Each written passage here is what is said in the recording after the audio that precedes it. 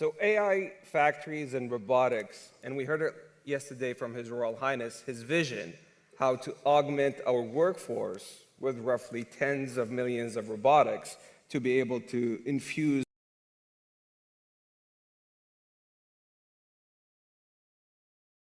the next wave of productivity and progress. But this scares a lot of folks here when it comes to the future of jobs. So let's hear about your thoughts, Elon and Jenson, on that. Sure. Well, if you say, like, in the long term, where will things end up? Long term, I don't know what long term is. Maybe it's 10, 20 years, something like that. For me, that's long term. My prediction is that work will be optional. Optional. Optional. So. We'll take that. Yeah. I mean, it'll be like playing sports or a video game or something like that.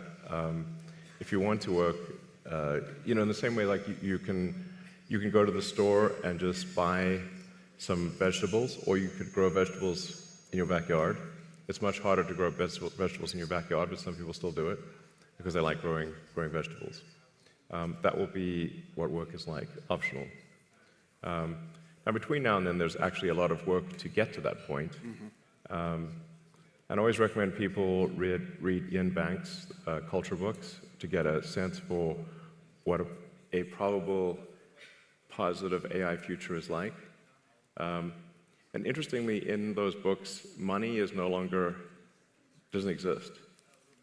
It's kind of interesting. And my guess is, if you go out long enough, assuming there's a continued improvement in AI and robotics, which seems likely, the money will stop being relevant at some point in the future. Now, there will still be constraints on power, like electricity and mass. The fundamental physics elements will still be constraints. But I think at some point, currency becomes irrelevant. Jenson, any thoughts? By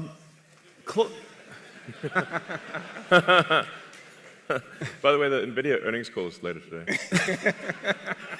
And by the way, since currency is relevant. Cheers.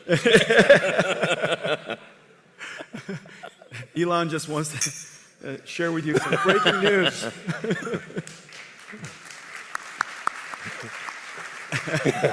The two of us would like to share some breaking news. Let's see. I would say there's different horizons you could look at. Everybody's jobs will be different. I think that's for sure. How the students learn will be different. How people do their work will be different, obviously, because a lot of the things that we do mundanely or arduously or very difficultly are going to be done very simply. And so we're going to be more productive from that sense.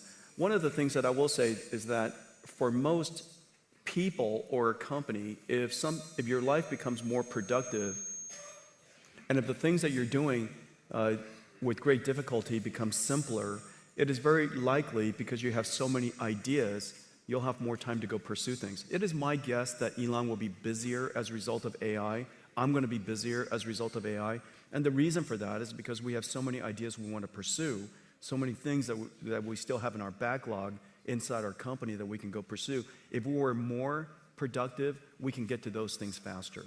And so in the near term, I would say that there's every evidence that we will be more productive and yet still be busier because we have so many ideas. One thing that I will say, give you some evidence, is that, and I was just telling Elon about this earlier, radiology, for example, has largely been converted to AI-driven radiology, and there's some really great companies doing that. And the surprising thing is the prediction that all radiologists would be the first jobs to go was exactly the opposite. The trend shows that there are more radiologists being hired now as a result of AI. And the reason for that, if you take a step back, it's because the goal of a radiologist is not to study the images. The goal of a radiologist is to diagnose a disease. Now the studying of the images became so productive, they could study more images, study more modalities, spend more time with the patients. And as a result, they're actually accepting more patients. We're doing more radiology all around the world. We're doing a better job with diagnosing disease. And so that's kind of the near-term outcome of AI and productivity. And we'll see what happens long-term. You know, when currency doesn't matter anymore, just, you know, let me know right before. You'll see it coming. You'll see it coming. We text often, so just yeah, we do. Yeah, just text it out. Well, Yeah, let me know. I kind of agree Don't- with both of you, because if you look at every technological trend, every general purpose technology has been net new positive for the globe, for humanity, and so forth. And let me share with you two case studies. And Your Excellency, I think it's precisely the reason for that is because all the great ideas from innovators like Elon, that you have so many good Indeed. ideas that And AI, Jenson as well. Yeah, well, you know, Indeed. thank you. So let me share with you two stories from two Saudi innovators in collaboration with a lot of the great work that NVIDIA does, that Grok does. So one of them is Professor Omar Yaghi, who's the first American Saudi to win a Nobel Prize in creating new chemistry. And the way he has done that, he has leveraged your AI accelerators and models like Grok to be able to create new chemistry when it comes to metal organic frameworks. Those are metal ions that are positively charged with organic linkers to be able to effectively create a sponge with 0.33 nanometers pores to capture water from air and also to capture carbon dioxide. The second story has also to do with AI accelerated by NVIDIA and with models like Grok, which is nanopalm, which is effectively creating a nanorobot 500 nanometers by 1,000 nanometers to be able to do gene editing, leveraging the CRISPR technology to take out sickle cell disease. Now, in both these instances, they originated 20 years ago in research, but AI was able to really accelerate the outcomes and the outputs such that we can move into new value pools. So I think with every technological trend, humanity is going to always manage to shift to new value pools when it comes to workforce and productivity. But we have some great announcements to talk about here today. Let's begin with you, Elon, the things that we're doing with XAI. Yeah, we're excited to announce that we're doing a 500 megawatt. I mean, yeah, 500. Sorry, 500 megawatt. 500 megawatt. Yeah. We're doing 500 megawatts. Sorry, Not this. quite, yeah. Yeah. No, the 500 gigawatt one will have to wait. That'll be $8 bazillion trillion. Stop that.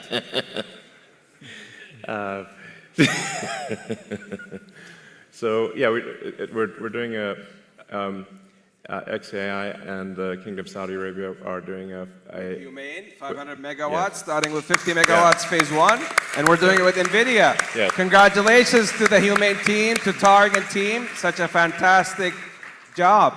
Jenson, I think we're also doing some great announcements this week. We are? Yeah. Well, we're announcing all kinds of things. Our partnership with Humane is going incredibly well. First of all, we worked together to get this company started and off the ground, and just got an incredible customer with Elon. Could you imagine a startup company, approximately $0 billion in revenues, now going to build a data center for Elon? 500 megawatts is gigantic. This company is off the charts right away. In addition to that, we're working AWS, as you know, is also coming. Congratulations to the Humane team with AWS, starting with 100 megawatts with a gigawatt ambition and counting. So AWS is also coming to Humane. We're working with Humane on Omniverse digital twins. As you know, that AI is not just, just agentic AI and chatbots and cognitive AI is incredibly important to the world. But AI applies to everything, chemicals and proteins and genes and physics and fluid dynamics and particles and, of course, robotics and activation. And we created this world called Omniverse where robots can learn how to be good robots. And it's physically based, it obeys the laws of physics, and so robots can learn in these environments, and we're working with Huang to apply Omniverse to all kinds of digital factories and robotics and warehouses and things like that.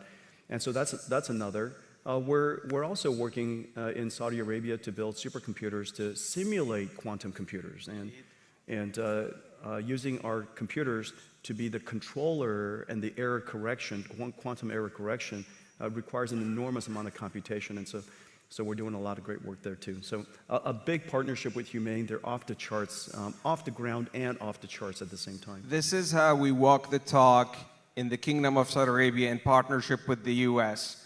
Yesterday, the President and His Royal Highness announced the AI strategic framework and partnership.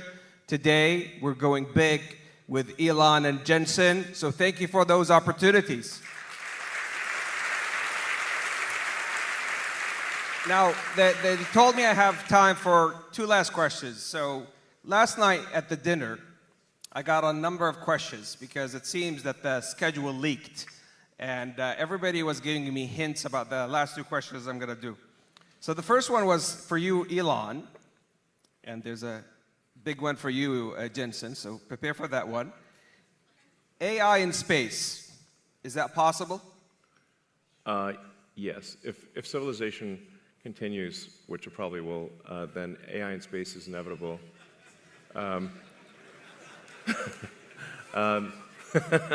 You know, I always have to like preface that, you know.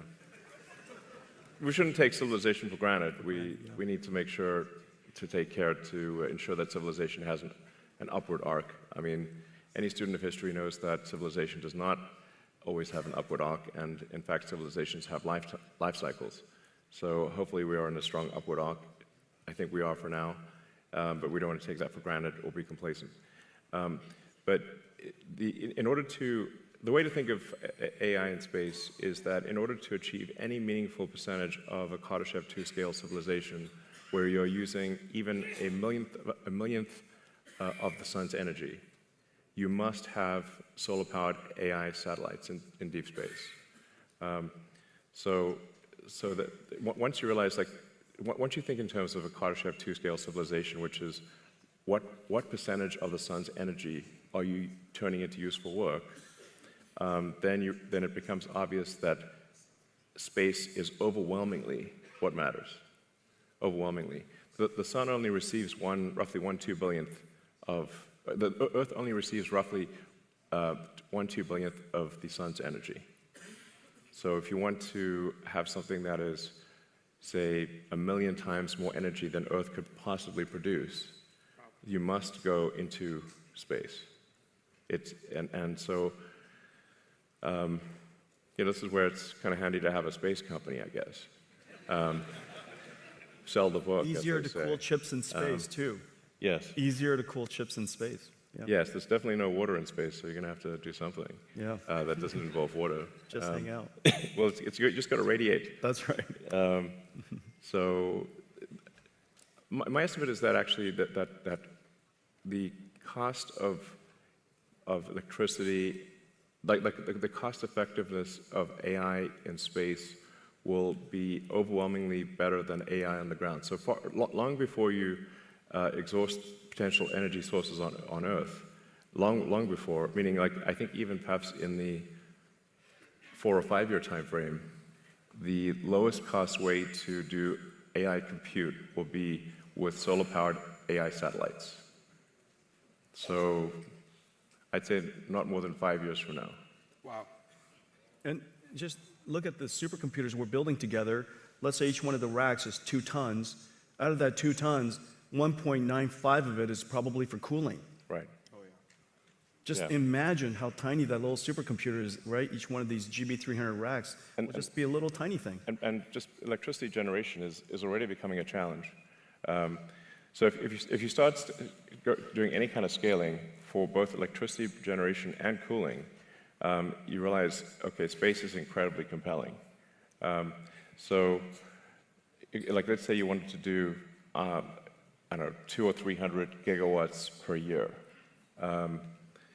of AI compute. Yeah. It's very difficult to do that on Earth.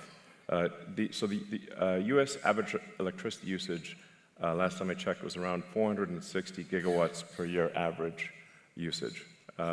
So something like, say, you know, if you're doing 300 gigawatts a year, that would be like 2/3 of U.S. electricity production per year. Yeah. There's no way you're building power plants at that level.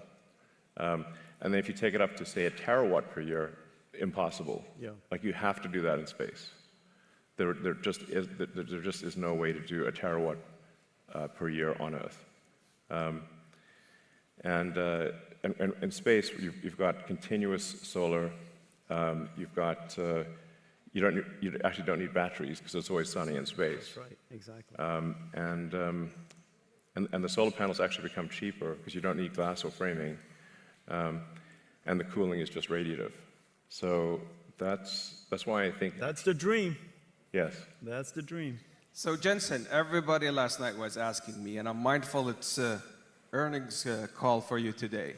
So I'm going to say this delicately. Everybody has been asking me to ask you, are we going to have an AI bubble? That's the last question. All right, no. All right, let me just tell you what we see. Okay, so I think it's really important when you look at what's happening around the world and go back to first principles of what's happening in computer science and computing. There are three things that's happening. The first thing is that we all know that Moore's law has run its course, and the amount of demand for computing versus the amount of computation we can get out of general purpose computing is really challenging. And so the world's been moving to accelerated computing for some time. We've been pushing this now for over 20 years. Let me give you one statistic. I was just at supercomputing. 6 years ago, CPUs were 90% of the world's supercomputers, top 500 supercomputers. 6 years ago. This year, less than 15%. Went from 90% to 10%, and meanwhile, accelerated computing went from the other way, 10% to now 90%. Okay, so you're seeing that inflection point, the transition in high-performance computing from general-purpose computing to accelerated computing. Well, one of the most data-intensive, one of the most intensive computation things that the world does in cloud is data processing. Several $100 billion of computation is done on just raw data processing. That Rexus is the engine of the internet today. That's going generative AI. It used to be running on CPUs, now it runs on GPUs. Which then says the third thing, if you just look at those two applications, many of the internet companies can build an enormous number of GPU supercomputers just doing that. Of course, then it creates the third opportunity on top of it, which is agentic AI. This is Grok, and this is OpenAI, this is Anthropic, this is Gemini. Agentic AI sits on top of that. But don't forget to think about what is happening underneath what everybody sees as AI today. There's a whole movement of computing from general purpose computing to accelerated computing. And that, if you take that into consideration, you'll come to the conclusion that, in fact, what is left over to fuel that revolutionary agentic AI is not only substantially less than you thought, and all of it justified. Well, I was just informed by the team that my boss and your bosses is going to talk next, the Honorable President and His Royal Highness the Crown Prince, and hence we ran out of time. But in essence, this is so much love for you, Elon, and Jenson. But this, in essence, is a 92 alliance that shifted from energy to digital to the intelligence age, powered by pioneers such as Elon and Jenson, to serve humanity and create on a net new basis new economies, new jobs, and a better future for humanity, powered by the Kingdom of Saudi Arabia and the United States. Thank you for a lifetime partnership and friendship. Thank you, Elon. Thank you, Jenson. Thank you.